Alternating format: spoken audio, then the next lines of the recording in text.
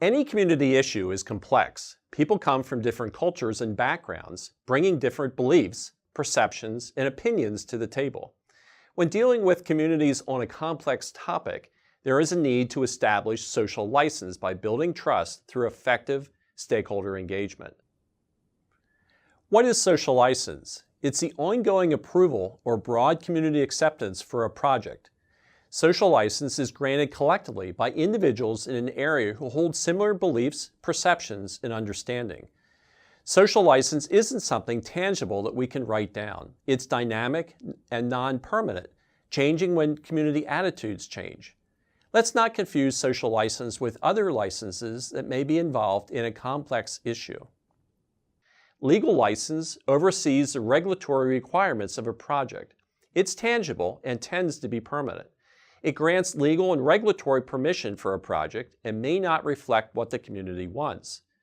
Political license provides permits and allows projects to proceed on a local level through municipal officials. Let's look at an example of a gas company that wants to develop a well that would need legal license.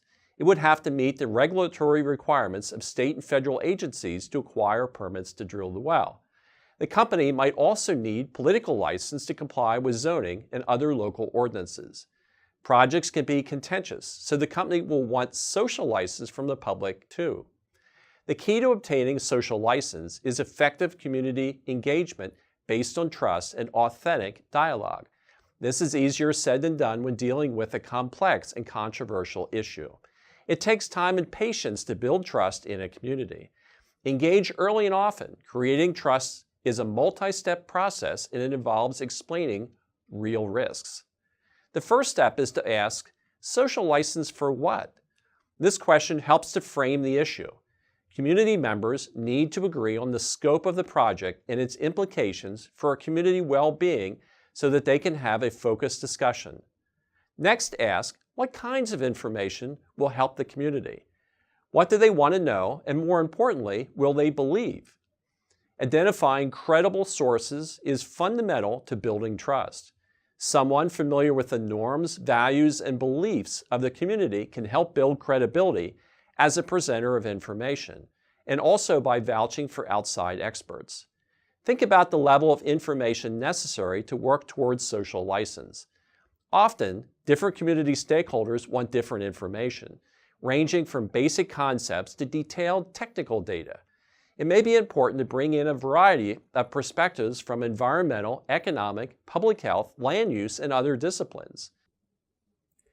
Social license is a two-way street. You may need to build capacity in the community and fill knowledge gaps to help members analyze complex information.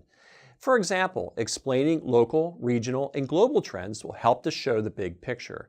This helps the community flush out all the options and determine what is realistic and what isn't. If one option isn't viable, what other options could be possible? Finally, remember that social license is a dynamic process. As a project evolves, the community's willingness to support it may also change. Continuous engagement may be time-consuming, but it's the only way to maintain social license. Do we really need social license for complex issues? Certainly, there are some people who would say that once the legal and political licenses are in place, it really doesn't matter whether there is social license or not. While that may be technically true, it's not a wise position. A community that distrusts a project can be a formidable opponent, but a community that grants ongoing social license can be a powerful collaborator.